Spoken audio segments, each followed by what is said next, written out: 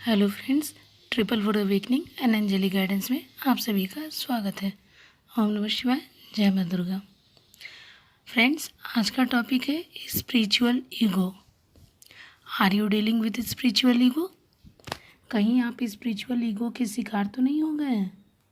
चलिए जानते हैं स्पिरिचुअल ईगो क्या होता है, कैसे पता करें कि हमारे अंदर या हमारे विचार स्पिरिचुअलिटी को लेकर सही दिशा में जा रहे हैं या नहीं।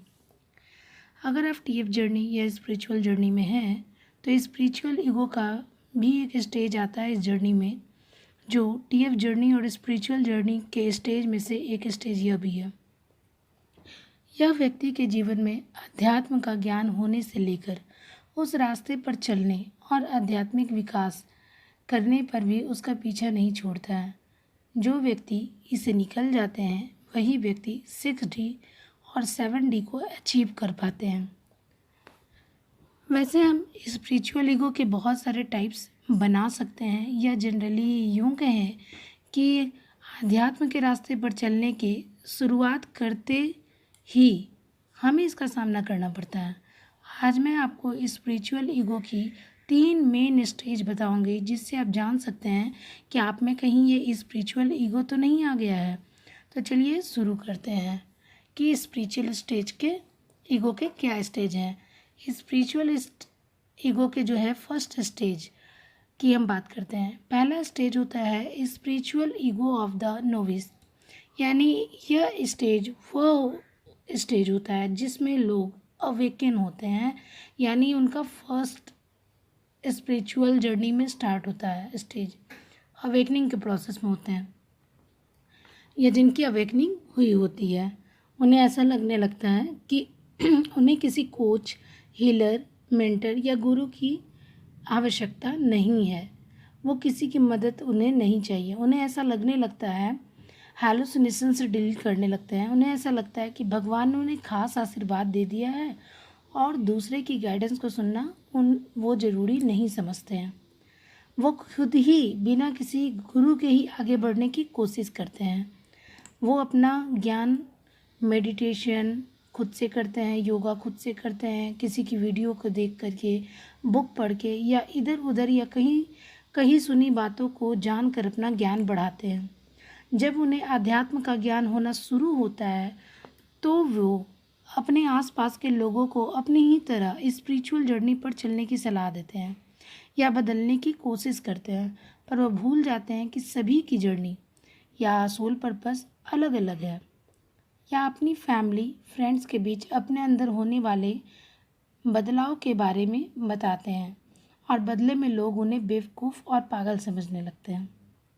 गलती हालांकि उनकी नहीं होती है, पर दूसरों को सही राह दिखाने के कारण उन्हें दूसरों के गलत सोच का शिकार होना पड़ता है।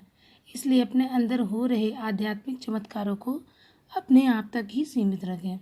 यह 1D, 2D और 3D में होने वाले लोग होते हैं, और वो खुद से ही अपनी अवेकनिंग प्रोसेस में अपने नॉलेज को बढ़ाते हैं, और उन्हें ऐसा लगता है उन्हें किसी गुरु की कोई आवश्यकता नहीं है। अब फ्रेंड्स है स्टेज नंबर 2।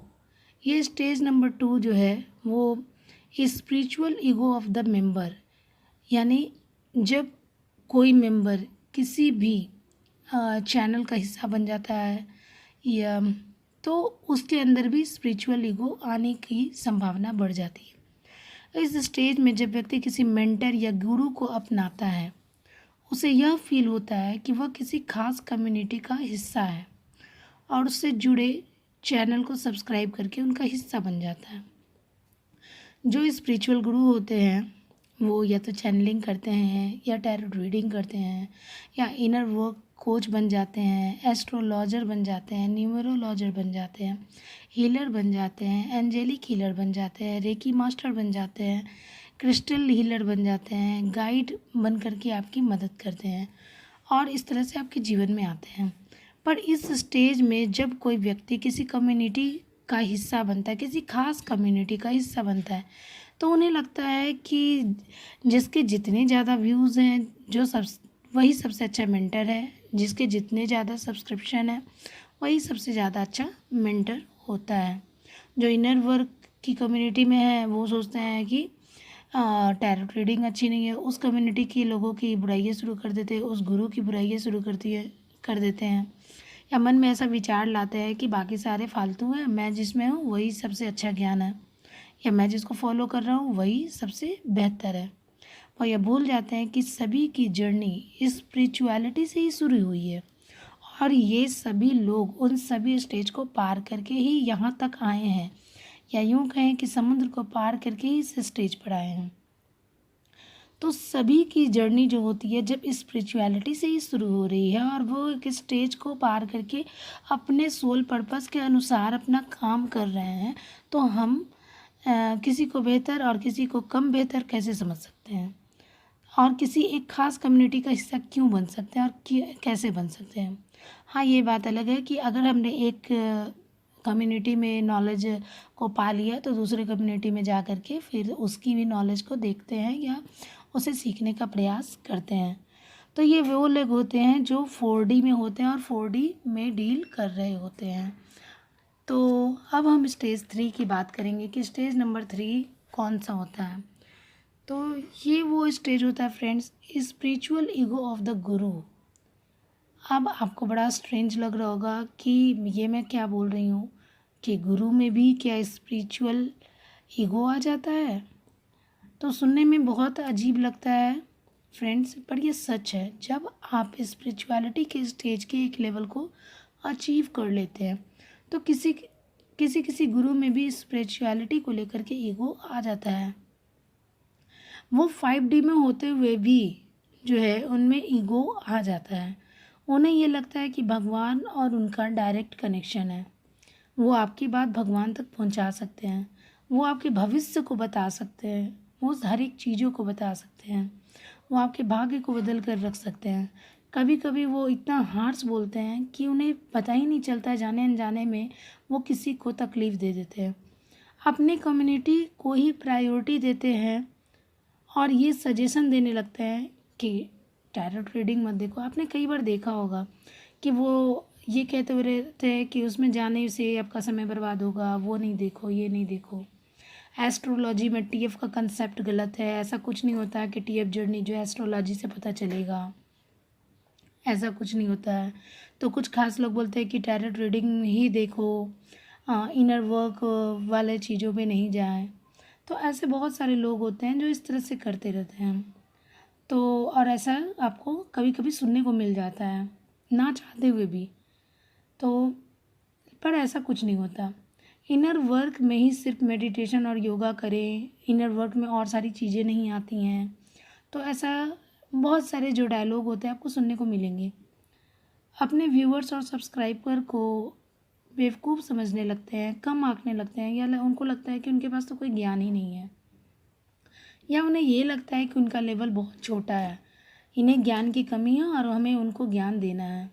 उनकी नॉलेज और जो इंट्यूशंस होती है वही सही है, बाकी सभी की गलत, या फिर उनके पास अपना खुद का ज्ञान नहीं है। वो ये भूल जाते हैं कि हर व्यक्ति के पास अपना ज्ञान होता है। जब भी कोई व्यक्ति इस धरती पर जन्म लेता है तो वो अपने past life Karma, past life के एक्सपीरियंसेस और पास्ट लाइफ के नॉलेज के साथ जन्म लेता है, वरना किसी का जन्म इस धरती पे हो ही ना। एक बच्चा जन्म के साथ ही कुछ न कुछ उसमें सोचने की क्षमता विकसित होती है, उसका खुद का भी ज्ञान होता है। भले ही हमारे विचार अलग हों, ना मिलते हों एक दूसरे से, पर हमें दूसरे के विचारों और सोच का सम्मान करना चाहिए। अगर कोई व्यक्ति नकारात्मक सोच रखता है तब भी हमें उसके विचारों को सम्मान करना चाहिए। विचार बदलने का सही तरीका सिर्फ तर्क देकर किया जा सकता है फ्रेंड्स, किसी के नॉलेज को जज करके नहीं। तो असली मेंटर वही होता है जो आपके इनर वॉइस को फॉलो करने की सलाह दें, आपको ये सलाह दे कि आप डिवाइन को सरेंडर करें, आपको ये सलाह दे कि आप अपने इनर वॉइस को सुने, अपने अंतरात्मा की आवाज़ को फॉलो करें, उसको जाने आपका मन क्या कहता है, कौन से काम अच्छा है उसको देखें। हाँ, अगर कभी आपको कन्फ्यूजन है तब आप मेंटर की सलाह ले सकते हैं, और खुद को भी एक स्टूडेंट की तरह समझे, वही मेंटर असली गुरु होता है। एक गुरु की तरह न समझे, क्योंकि सीखने की जो प्रक्रिया होती है निरंतर चलती रहती है। जब तक व्यक्ति जीवित है या 3D प्लेन पर है, मरते दम तक वह जीवन से कुछ न कुछ सीखता रहता है।